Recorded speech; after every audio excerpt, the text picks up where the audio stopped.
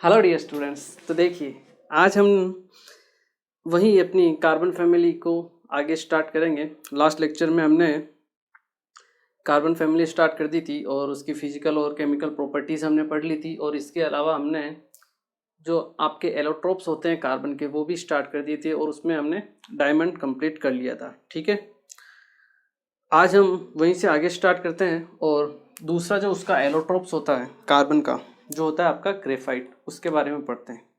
Carbon में जो आपका डायमंड होता है, डायमंड में जो कार्बन होता है सिंगल कार्बन, वो बाकी दूसरे कार्बन के साथ अटैच होता है। ठीक है ना, तो वो 4 बॉन्ड बनाता है। इस हिसाब से उसका जो हाइब्रिडाइजेशन होता है डायमंड में वो sp3 होता है। ठीक है ना, ये आपको ध्यान रखना है। ठीक है, अब हम पढ़ते हैं सेकेंड एलोट्रोप्स कार्बन का ही, जो है आपका ग्रेफाइट। ओके, ग्रेफाइट की अगर हम बात करें तो हम कह सकते हैं कि ग्रेफाइट में होता क्या है, एक कार्बन एटम 3 कार्बन एटम के साथ बॉन्ड होता है। ठीक है, जबकि एक इलेक्ट्रॉन उसमें फ्री रहता है आपका। ठीक है ना, तो हम कह सकते हैं in graphite each carbon atom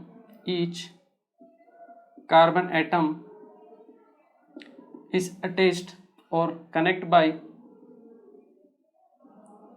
attached with 3 other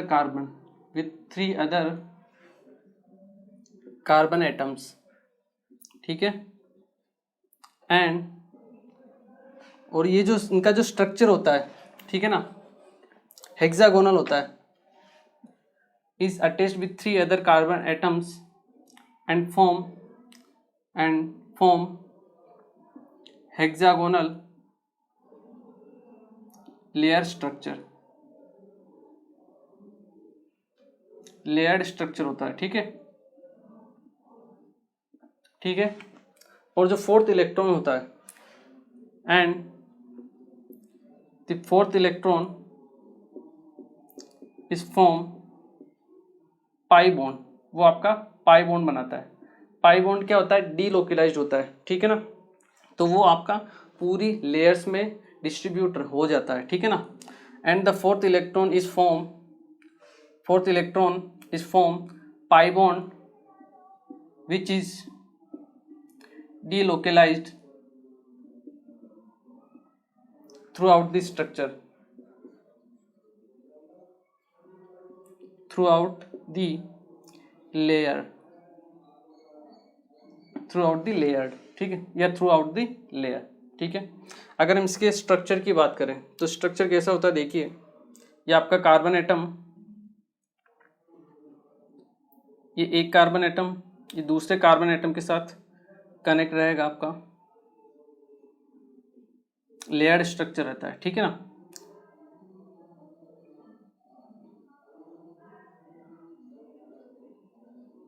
layered type structure रहेगा, ये ऊपर कनेक्ट रहेगा, फिर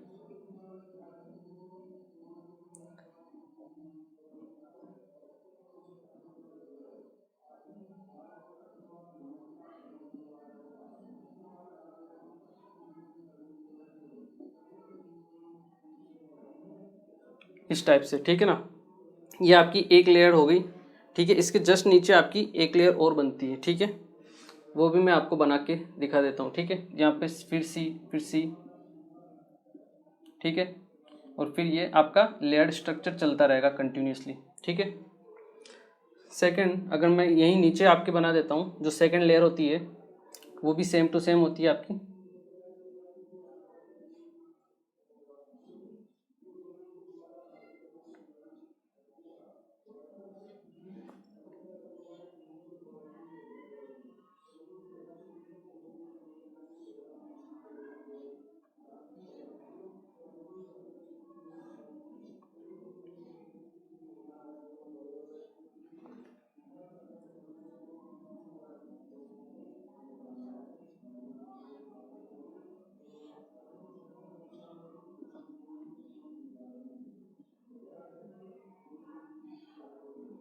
ठीक है ना, और इस टाइप से वो आपके आगे बढ़ती रहेगी। तो इस टाइप की लेयर्ड स्ट्रक्चर होती है। ठीक है ना, एक के नीचे एक हेक्सागोनल लेयर स्ट्रक्चर होती है। ठीक है, इसमें क्या होता है, 3 तो आपके बॉन्ड हो गए, ठीक है ना, कार्बन के साथ। एक कार्बन आपके 3 बॉन्ड बनाता है, ठीक है ना, ये पूरी लेयर स्ट्रक्चर होती है, ठीक है। यहाँ पे भी आपके कार्बन्स के लेयरिंग होती है, ठीक है ना। तो आगे से आगे चलते रहेंगे तो 3 इलेक्ट्रॉन तो काम में आ गए, ठीक है। दो, एक इसका फ्री रहता है, एक इसका फ्री, इसका फ्री, इसका फ्री, सबके पास एक एक इलेक्ट्रॉन क्या रहता है, फ्री रहता है सबके पास। तो होता क्या है, ये दोनों आपस में मिलके डबल बॉन्ड फॉर्म कर लेंगे। फिर यहाँ से इसके पास ये फ्री रहेगा तो डबल बॉन्ड, इसमें डबल बॉन्ड, इसमें डबल बॉन्ड, यहाँ डबल बॉन्ड, फिर आपके यहाँ डबल बॉन्ड, फिर यहाँ डबल बॉन्ड, ठीक है। आगे से आगे कंटिन्यू आपके डबल बॉन्ड फॉर्म होते रहेंगे, ठीक है। इसी तरह नीचे भी आपके डबल बॉन्ड, यहाँ डबल बॉन्ड, यहाँ आपके डबल बॉन्ड, फिर डबल बॉन्ड, फिर यहाँ डबल बॉन्ड, यहाँ डबल बॉन्ड। मतलब जो आप कह सकते हो कि जो पाई बॉन्ड होते हैं वो क्या होंगे, आपके डीलोकलाइज्ड होंगे, ठीक है ना। कंटिन्यूस आगे चलते जाएंगे। ये इलेक्ट्रॉन होते क्या हैं, आपके डीलोकलाइज्ड इलेक्ट्रॉन होते हैं। यहाँ से यहाँ ट्रांसफ़र होते हैं, फिर यहाँ से यहाँ ट्रांसफ़र होते हैं, यहाँ से फिर यहाँ ट्रांसफ़र होते हैं। इस तरह ये लेयर्ड में आपके चलते रहते हैं। यहाँ से फिर आगे ट्रांसफ़र हो जाएंगे, यहाँ से फिर ये आगे ट्रांसफ़र हो जाएंगे, ठीक है। तो इस टाइप से ये आपके चलते रहेंगे, यहाँ से फिर ये यहाँ पे। तो ये जो पाई इलेक्ट्रॉन होता है ये डीलोकलाइज होता है, मतलब फिक्स नहीं रहता एक ही जगह। ये जो इलेक्ट्रॉन है वो पूरा मूव होता रहता है, बट केवल और केवल लेयर में होता है, टुवार्ड्स या अक्रॉस द लेयर नहीं होता है, ठीक है ना। तो ये चीज़ यहाँ इंपॉर्टेंट है कि आपका ग्रेफाइट जो है कंडक्टिविटी शो करता है, बट ओनली इन लेयर में, एक ही लेयर में शो करेगा, ठीक है। इसमें भी करेगा, इसमें भी करेगा, बट जो इलेक्ट्रॉन होता है उसका मूवमेंट अक्रॉस द लेयर नहीं होता है। तो कंडक्टिविटी अक्रॉस द लेयर नहीं होगी, कंडक्टिविटी होगी आपकी सेम लेयर में, ठीक है ना। ये इंपॉर्टेंट चीज़ होती है। और यहाँ पे अगर आप हाइब्रिडाइजेशन देखो तो हाइब्रिडाइजेशन क्या होगा, कार्बन का sp2 का हाइब्रिडेशन होता है, जबकि डायमंड में क्या था, sp3 था, ठीक है ना। तो ये इंपॉर्टेंट स्ट्रक्चर होती है जो आपको ध्यान रखनी है। अगर मैं यहाँ लिखूँ इस तरीके से,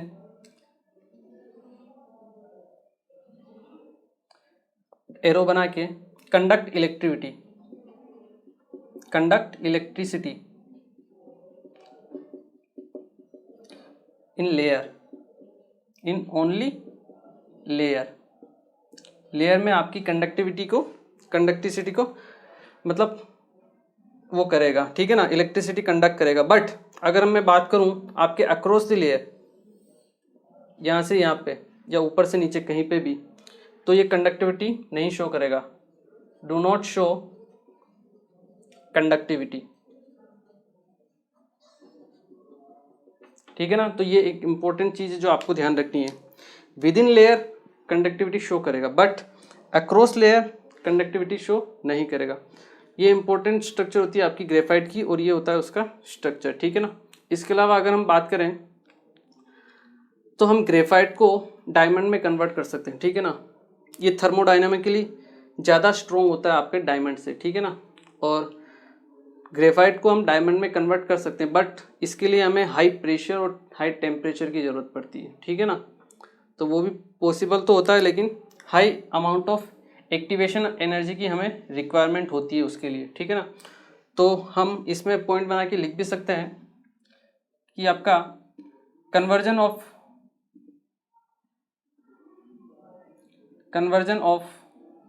graphite into diamond is possible, but it requires high amount of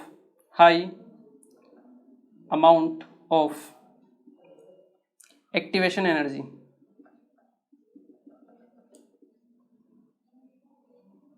और बहुत स्लो प्रोसेस होता है, and this is very slow process.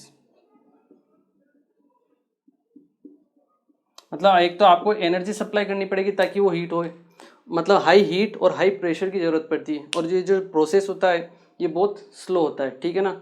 इसलिए जनरली नहीं होता है, नहीं करते हैं, ठीक है ना। तो ग्रेफाइट का कन्वर्जन तो पॉसिबल है। इसके अलावा जो ग्रेफाइट होता है वो थर्मोडायनामिकली मोर स्ट्रोंगर होता है, ठीक है ना, और स्टेबल होता है देन डायमंड। तो ये भी हम लिख सकते हैं अगर आप पॉइंट बना के लिखना चाहो तो, ठीक है ना। यहीं पे लिख लेते हैं हम आपका सेकंड पॉइंट कि आपका ग्रेफाइट इज थर्मोडायनेमिकली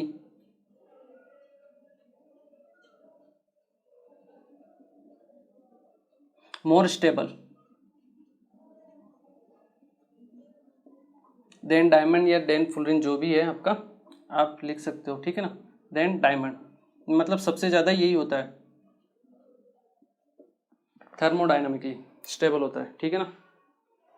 तो ये आपका ग्रेफाइट का थोड़ा सा इंट्रोडक्शन है कि इसमें होता क्या है, ठीक है। इसे नोट कीजिए, फिर हम पढ़ते हैं नेक्स्ट आपके एलोट्रोप्स फुलरिन के बारे में, ठीक है। इसे नोट कीजिए एक बार। ओके, तो आई होप ये आप लोगों ने नोट कर लिया होगा। अब हम पढ़ते हैं इसके थर्ड एलोट्रोप्स की तरफ, जो है आपका फुलरिन, जिसे हम प्यार से क्या बोलते हैं, बकमिंस्टर फुलरिन, ठीक है ना। देखिए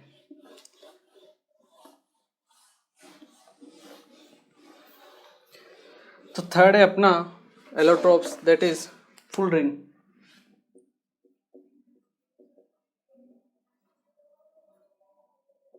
जिसे हम क्या बोलते हैं, बकमिंस्टर फुलरिन।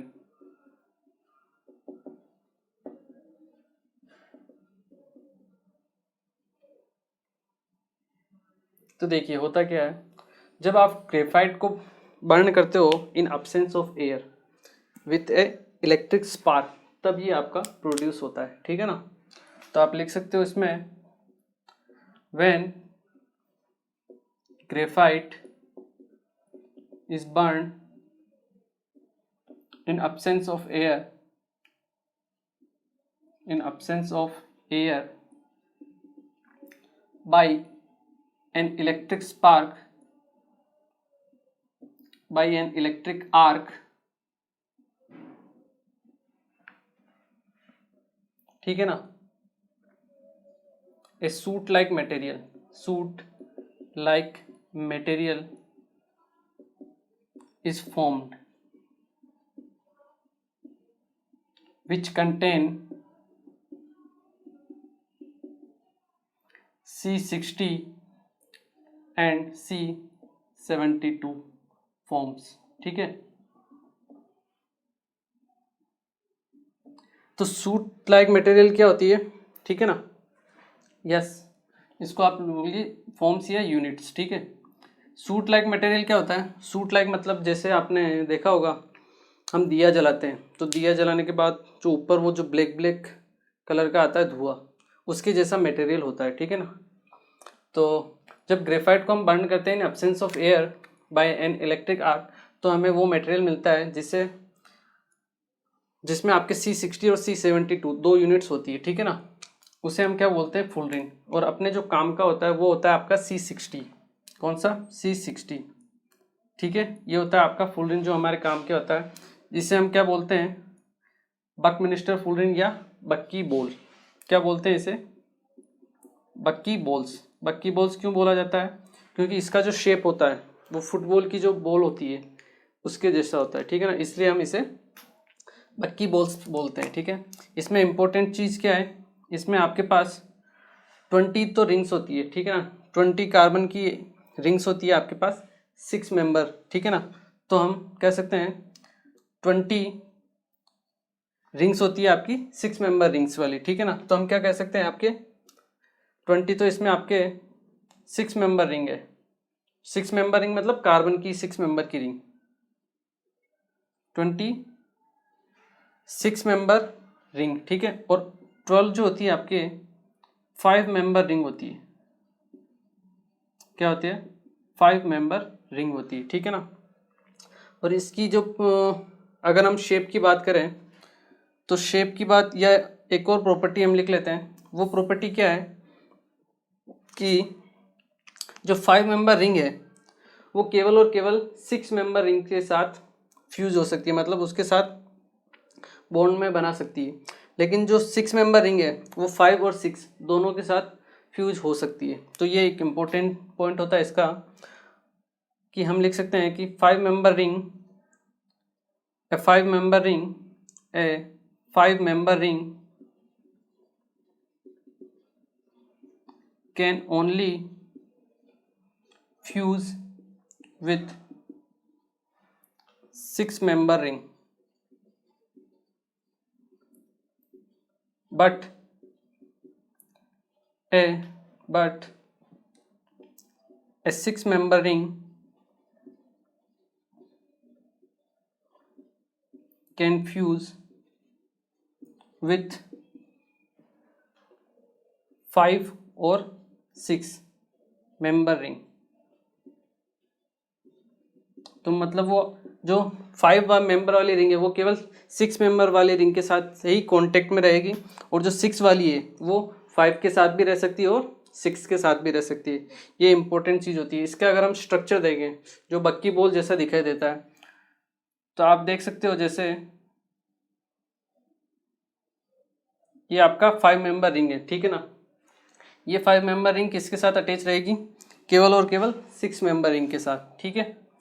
तो आप इसमें 6 मेंबर रिंग भी बना सकते हो, ठीक है, इस तरीके से,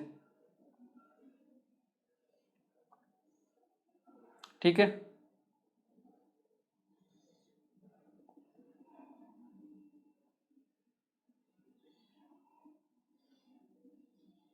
इस तरीके से।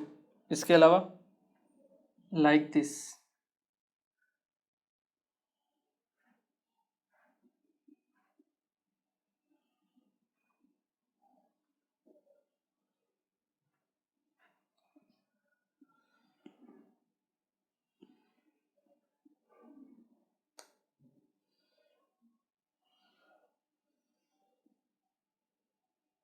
ठीक है ना। तो इस तरह से आपकी 6 यूनिट्स होती है जो आगे बढ़ती रहती है,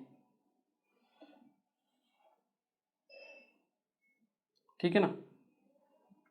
ओके, तो ये आपकी 6 member 6 member 6 member 6 member 6 member 6 member, ये आपकी 5 मेंबर है, ठीक है ना। तो इस टाइप से आपकी जो रिंग है वो बढ़ती रहती है। एक जो इसका जो कंप्लीट शेप होता है वो एकदम बक्की बॉल, आपके फुटबॉल की बॉल के जैसा होता है, ठीक है ना।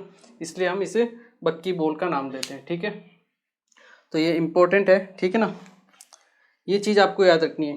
26 मेंबर होती है और 12 आपकी 5 मेंबर रिंग होती है, ठीक है ना। तो इसको आपको याद रखना है, ठीक है ना। 20 इंटू 6 120 होता है, ठीक है ना। अगर हम करें 20 इंटू 6 कितना होता है आपका 120, और 12 इंटू 5 कितना होता है 60 टाइप का, ठीक है ना। तो इस तरीके से आपको याद रखना हो सकता है। लेकिन अगर आप मान लो भूल जाओ, आपको कन्फ्यूजन हो, 20 इंटू 5 ये होता है आपका 100, और एक होता है 12 इंटू 6 ये होता है 72। तो ये क्या है, अब नॉर्मल यूनिट है।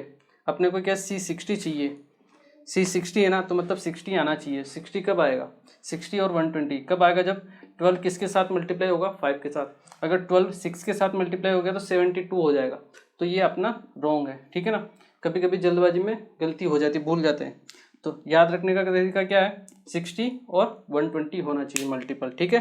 तो 12 इंटू 5 20 इंटू 6, ठीक है। तो इस तरीके से आप याद रख सकते हो, ठीक है। और 5 6 के साथ कंबाइन होगी, और 6 5 और 6 दोनों के साथ कंबाइन हो सकती है, ठीक है। इसे नोट कीजिए, फिर हम आगे के जो एलोट्रोप्स हैं उनके बारे में पढ़ते हैं। ओके, देखिए अब हम पढ़ते हैं नेक्स्ट एलोट्रोप्स जो आपके अमोर्फस टाइप के हैं। वैसे ये पूछे नहीं जाते हैं और ना ही आपके सिलेबस में रहते हैं, बट फिर भी मैं आपको थोड़ा बहुत इनके बारे में बता देता हूँ ताकि आपको थोड़ी बहुत नॉलेज रहे इनके बारे में, ठीक है ना। अगर हम बात करें लैंप ब्लैक की, लैंप ब्लैक ये आपका एक अमोर्फस टाइप का होता है एलोट्रोप्स। जब हाइड्रोकार्बन को बर्न किया जाता है ना, तब आपका जो लैंप ब्लैक है वो बनता है। तो आप लिख सकते हो व्हेन हाइड्रोकार्बन इज बर्न,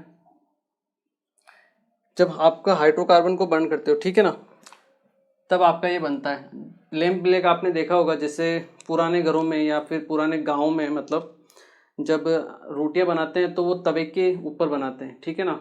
तो नीचे से लकड़ियाँ जलती है, ठीक है। तो वो जो तवे के नीचे जो काला काला रहता है, जब उसको उल्टा करके आप देखोगे काला काला, वो होता है आपका लैंप ब्लैक, ठीक है ना।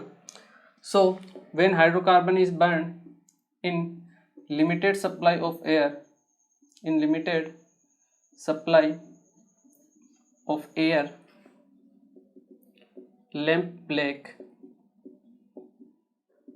Is form,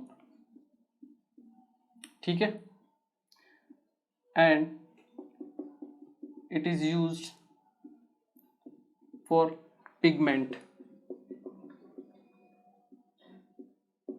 in ink। आपके जो ब्लैक इंक होती है उसमें भी इसको यूज में लिया जाता है, ठीक है। ये तो हुआ आपका फर्स्ट लैंप ब्लैक, ठीक है।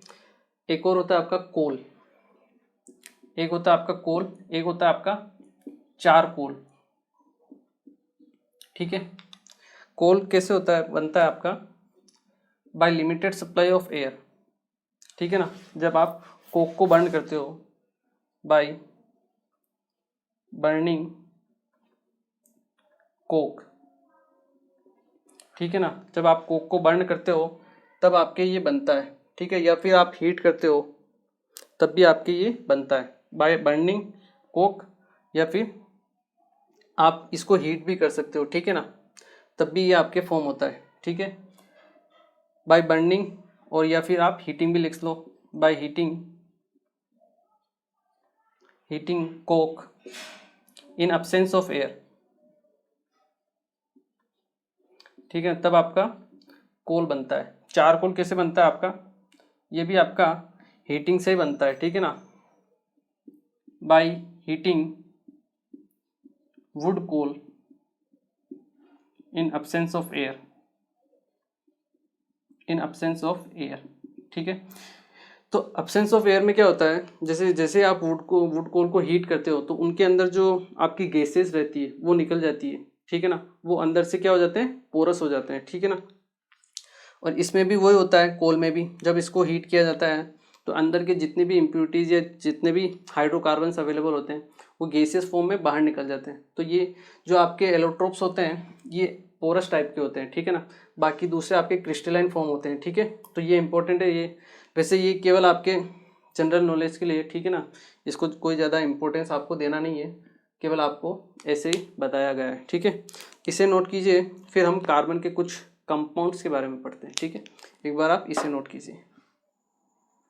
ओके, तो आई होप ये आप लोगों ने नोट कर लिया है। और अब हम पढ़ते हैं कार्बन के ही कार्बाइड्स के बारे में पढ़ते हैं हम, ठीक है ना। कार्बाइड्स क्या होते हैं उनके बारे में हम एक बार देख लेते हैं, ठीक है।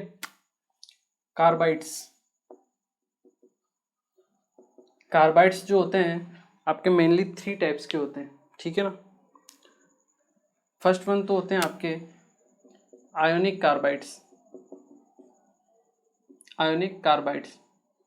ठीक है। एक होते हैं आपके कोवेलेंट कार्बाइड्स,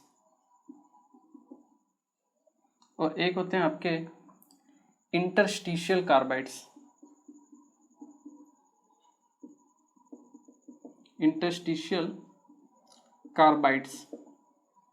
ठीक है ना। 3 टाइप के आपके कार्बाइड्स होते हैं, ठीक है। हमने आयोनिक कार्बाइड्स के बारे में एस ब्लॉक में पढ़ा था कि आपके आयोनिक कार्बाइड्स जो होते हैं 3 टाइप के होते हैं, ठीक है ना। एक तो होते हैं आपके मेथेनाइट्स,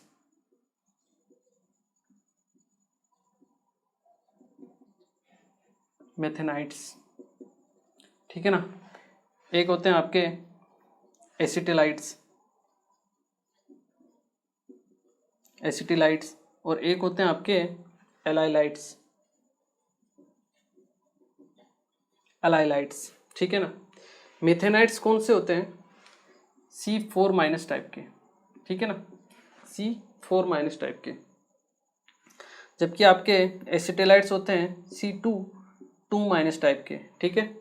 और ये आपके एलाइलाइट्स होते हैं आपके C3-4- टाइप के जो कार्बाइड्स होते हैं, ठीक है। ये आपको याद होंगे, आई एम श्योर, मैंने आपको पढ़ाया था। तो जो मिथेनाइट्स C4- है, जब हाइड्रोलिसिस होगा मतलब वाटर के साथ जब इसकी रिएक्शन होगी तो ये 4H+ लेगा और CH4 बनाता है। क्या बनाता है, CH4, मीथेन, इसलिए हम क्या बोलते हैं इसे, मिथेनोइड्स, ठीक है ना। इनका अगर हम एग्जाम्पल देखें तो Al4C3 ये आपका इसका एक एग्जाम्पल हो सकता है, ठीक है ना। सेकंड होते हैं आपके एसिटिलाइट्स, इनका अगर हम एग्जाम्पल देखें तो CaC2 ये आपका इसका एग्जाम्पल हो सकता है। और 2H+ वाटर से लेगा ये तो क्या बनाएगा आपका CH triple bond CH acetylene, ठीक है ना। इसलिए हम इसको क्या बोलते हैं, एसिटिलाइट्स, ठीक है। ये चीज़ें जो इम्पोर्टेंट होती है, ठीक है। इसके बाद होते हैं आपके एलाइलाइट्स। जो एलाइलाइट्स होते हैं वो क्या करते हैं, 4H+ लेंगे, ठीक है, और आपका प्रोपाइन बनाते हैं CH3 ट्रिपल बॉन्ड CH जिसे हम क्या बोलते हैं, प्रोपाइन, ठीक है। C3 4- टाइप के होते हैं। इनका अगर हम एग्जाम्पल देखें तो आप Mg2C3 इसको ले सकते हो, ठीक है ना। ये आपका एग्जाम्पल और ये आपका एग्जाम्पल, ठीक है, क्लियर। ये हुए आपके आयोनिक कार्बाइड्स। सेकंड जो होते हैं आपके कोवलेंट कार्बाइड्स होते हैं, ठीक है ना। ये नॉन मेटल्स के द्वारा बनाए जाते हैं, ठीक है ना, फॉर्म्ड बाय नॉन मेटल्स, ठीक है। जैसे आपका SiC होता है, इसे हम क्या बोलते हैं, कार्बोरंडम, ठीक है ना। इंपॉर्टेंट कंपाउंड होता है, बहुत हार्ड होता है, डायमंड के जितना हार्ड होता है, ये बहुत ज़्यादा हार्ड होता है, ठीक है ना, वेरी हार्ड, ठीक है। इसके अलावा एक होता है आपका B4C, ये जो कंपाउंड होता है इसका यूज होता है आपका बुलेट प्रूफ जैकेट्स बनाने में, ठीक है ना, used for making bullet proof jacket, bullet proof jackets बनाने में इसका यूज होता है, ठीक है ना। तो ये इंपॉर्टेंट कंपाउंड्स हैं, कार्बाइड्स हैं आपके। एक होते हैं आपके इंटरस्टिशियल कार्बाइड्स, ये मेनली आपके जो ट्रांजिशन मेटल्स होते हैं वो इस टाइप के कार्बाइड्स फॉर्म करते हैं। जैसे Fe3C हो गया, ये आपका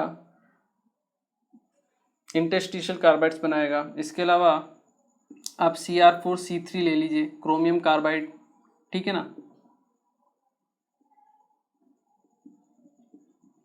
क्रोमियम कार्बाइड, ठीक है। ये आपका इंटरस्टिशियल टाइप के कार्बाइड्स होते हैं, ठीक है ना। जनरली ट्रांजिशन मेटल्स इसमें काम में आते हैं, जनरली ट्रांजिशन मेटल्स, ट्रांजिशन मतलब आपके जो डी ब्लॉक के मेटल्स होते हैं वो, ठीक है ना। तो generally transition metals are use, ठीक है, वो आपके इनमें यूज आते हैं, ठीक है। इंटरस्टिशियल मतलब क्या होता है कि जैसे ये आपके मेटल्स हैं, ठीक है ना, इनका लेटिस होता है और इस टाइप की ये एक दूसरे के बीच साथ में लेटिस फॉर्म करते हैं। तो ये जो खाली स्पेस होता है ना, ये वाला ब्लैंक वाला जो आपको दिखाया गया है,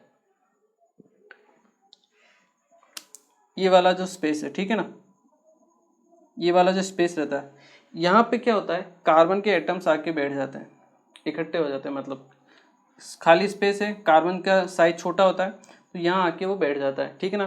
तो इस टाइप के जो आपके बनते हैं कंपाउंड्स उनको बोलते हैं इंटरस्टिशियल कंपाउंड। ये जो पोजीशन होती है ना खाली वाली, इसे बोलते हैं इंटरस्टिशियल, ठीक है, इंटरस्टिशियल साइट्स इनको बोला जाता है, ठीक है। आप लिख भी सकते हो इंटरस्टिशियल साइट्स, इंटरस्टिशियल साइट्स, ठीक है। तो यहाँ पे आके वो आपका कार्बन इकट्ठा हो जाता है, ठीक है ना, इसलिए वो इम्पोर्टेंट होता है, ठीक है।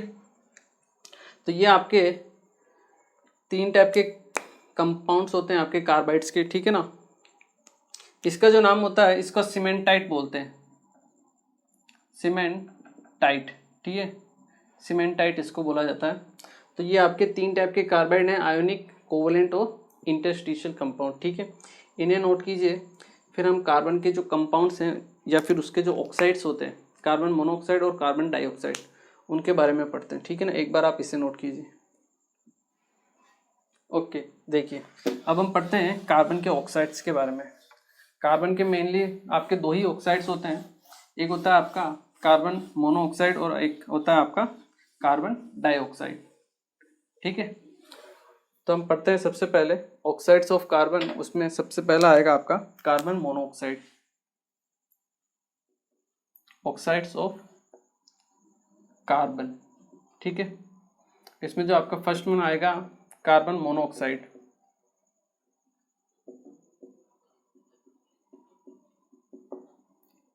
CO इसको बोला जाता है, फॉर्मूला इसका। ठीक है, तो देखिए कार्बन मोनोऑक्साइड क्या होता है, इसकी अगर हम कुछ प्रॉपर्टीज़ के बारे में देखें तो हम कह सकते हैं कि CO जो होती है, एक तो आपके ये कलरलेस होती है, ठीक है ना, तो आप लिख सकते हो CO इज ए कलरलेस,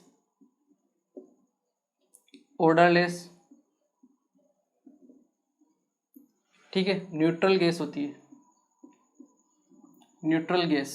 ठीक है, इसके अलावा इसकी एक और ख़ास इंपॉर्टेंट प्रॉपर्टी होती है, ये बर्न होती है ब्लू फ्लेम के साथ। ठीक है ना, CO burn with blue flame. ठीक है ना, तो ये एक इसकी खास प्रॉपर्टी होती है जो आपको ध्यान रखनी है। ठीक है ना, क्योंकि बहुत सी बार क्वेश्चंस में पूछ ली गई है ये। ठीक है ना, तो आपको ध्यान रखनी है कि ऐसी कौन सी गैस है जो ब्लू फ्लेम के साथ बर्न होती है, तो आपका आंसर CO रहेगा। ठीक है ना, मोस्टली आपकी CO ही रहती है। ठीक है, इसके अलावा CO जो होती है एक पॉइजनस गैस होती है। ठीक है ना, CO is a poisonous gas, poisonous gas. क्यों? क्योंकि क्या होता है कि CO जो होती है आपके ब्लड में हीमोग्लोबिन होता है। ठीक है ना, तो ऑक्सीजन क्या करता है, हीमोग्लोबिन के साथ एक कॉम्प्लेक्स का फॉर्मेशन करता है। ठीक है, और CO जब हमारे शरीर के अंदर जाती है तो उसी हीमोग्लोबिन के साथ एक कॉम्प्लेक्स का फॉर्मेशन करती है, और वो कॉम्प्लेक्स जो होता है ऑक्सीजन से जो आपका कॉम्प्लेक्स बना हीमोग्लोबिन के साथ, उससे 300 टाइम्स मोर स्टेबल होता है। इसलिए हमारी बॉडी के अंदर जो ऑक्सीजन होती है, वो जो हीमोग्लोबिन होता है वो आपका CO के साथ कॉम्प्लेक्स फॉर्म बनाना ज़्यादा प्रीफर करता है, और अगर आप उसके पास CO है बॉडी के अंदर तो वो CO के साथ कॉम्प्लेक्स फॉर्म करेगा। ठीक है, इससे क्या होगा, हमारे शरीर में ऑक्सीजन की कमी हो जाएगी। ठीक है, और ऑक्सीजन की अगर कमी हो गई तो उससे आदमी की डेथ हो जाती है। इसलिए ये एक इम्पोर्टेंट होता है कि CO is a poisonous gas, because ये आपको आंसर आना चाहिए, क्योंकि क्या है बहुत सी बार क्वेश्चंस भी पूछ लिया जाता है इस पर। ठीक है ना, प्रॉपर्टीज़ के ऊपर। तो CO is a poisonous gas because it forms a complex with hemoglobin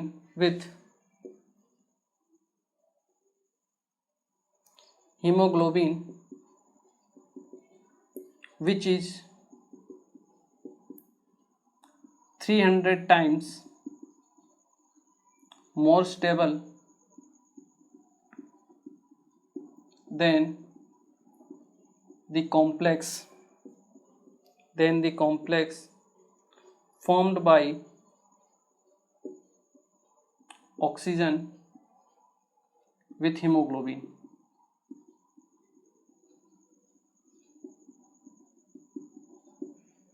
And due to this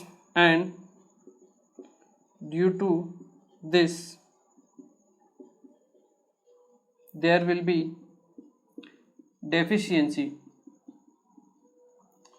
deficiency of oxygen in blood, and person will die. ठीक है ना, तो अगर ज़्यादा देर तक अगर CO उसके शरीर में चली गई और कुछ हेल्प नहीं मिली तो थोड़ी देर बाद क्या होगा, आपका आदमी जो भी पर्सन है डेथ भी हो सकती है। ठीक है ना, तो इसलिए जो है ये है आपकी पॉइजनस केस होती है। ठीक है ना, तो आप ये इंपॉर्टेंट चीज़ है जो आपको ध्यान रखनी। ठीक है, इसे नोट कीजिए, फिर हम इसकी कुछ और प्रॉपर्टीज़ के बारे में भी पढ़ते हैं।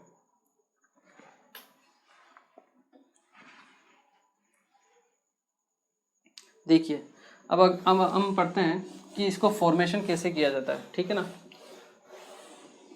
CO के फॉर्मेशन की प्रोसेस अगर हम देखें तो CO का जो फॉर्मेशन होता है, इसको रेड हॉट कोक के साथ, ये आपकी स्टीम होती है। ठीक है ना, रेड हॉट कार्बन पे और स्टीम की रिएक्शन करवाई जाती है, ठीक है ना। इससे आपका CO+H2 बनता है, ठीक है ना। और इसे हम एक और नाम से जानते हैं, किस नाम से? सिन गैस, या इसे सिंथेटिक गैस भी बोला जाता है, ठीक है, या फिर इसे वाटर गैस भी बोला जाता है, ठीक है ना। तो ये इम्पोर्टेंट है जो आपको ध्यान होनी चाहिए, ठीक है। इसके अलावा कार्बन की अगर हम एयर में रिएक्शन करवा दें, किसमें? एयर में। कार्बन सॉलिड की अगर हम एयर में रिएक्शन करवाते हैं और एयर में होती है आपकी O2 और N2, ठीक है ना। तो ये आपका CO+N2 फॉर्म करता है, ठीक है, CO+N2। इसे हम बोलते हैं प्रोड्यूसर गैस। क्या बोलते हैं? प्रोड्यूसर गैस, ठीक है ना। तो ये इंपॉर्टेंट होती है, ये आपको ध्यान होनी चाहिए। इसकी मेनली दो ही रिएक्शंस होती है, एक तो स्टीम के साथ रेड हॉट कॉपर में तो सिन गैस बनेगी या फिर वाटर गैस, और कार्बन की एयर में रिएक्शन करवाएंगे, एयर में होती है आपकी O2 N2 और उससे रिएक्शन करके आपका बनेगा प्रोड्यूसर गैस, ठीक है। इनको नोट कीजिए। फिर हम इसकी एक और प्रॉपर्टी है वो भी मैं आपको बता देता हूँ, CO की, ठीक है ना। इसको, इन दोनों रिएक्शंस को आप नोट कीजिए। ओके, देखिए इसकी एक दो और रिएक्शन है, रिएक्शन तो नहीं है, मतलब इसकी प्रॉपर्टी है कि अगर हम CO की स्ट्रक्चर के बारे में देखें तो CO का स्ट्रक्चर कैसा होता है? C double bond O double bond O, ठीक है ना। यहाँ पे ऑक्सीजन क्या है? अपना एक लोन पेयर कार्बन को दे देता है, ठीक है ना। तो आपका इस टाइप का बॉन्ड बनेगा, ठीक है, ट्रिपल बॉन्ड लाइक का, ट्रिपल बॉन्ड टाइप का, ठीक है। अब कार्बन के पास क्या है? लोन पेयर अवेलेबल है, ठीक है ना। तो इस लोन पेयर की वजह से क्या होता है? एक लिगेंड की तरह ये वर्क करता है, ठीक है। Due to the presence of electron pair CO act as a ligand and forms complex compound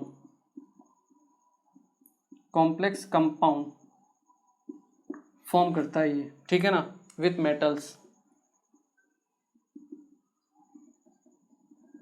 हो सकता है ये आपको समझ में नहीं आए, ठीक है ना, क्योंकि ये 12th का पोर्शन है। आपके 12th में एक चैप्टर होता है कॉम्प्लेक्स कंपाउंड, ठीक है, उसमें इसका यूज आता है, ठीक है ना। तो होता क्या है? CO के पास एक लोन पेयर होता है, तो ये किसी भी मेटल के साथ, जैसे NiCO4 इस टाइप का एक कॉम्प्लेक्स फॉर्म कर लेता है, ठीक है ना। जैसे आपका Ni है, ठीक है, CO के पास एक लोन पेयर होता है, तो CO अपना एक लोन पेयर इस मेटल को दे देता है, ठीक है ना। तो 4 CO 4 ही अपने लोन पेयर इस मेटल को दे देते हैं, ठीक है, और इस टाइप का आपका एक कंपाउंड का फॉर्मेशन करते हैं, जिसे हम बोलते हैं कॉम्प्लेक्स कंपाउंड, ठीक है ना। या फिर इसको हम ऑर्गेनोमेटेलिक भी बोला जाता है,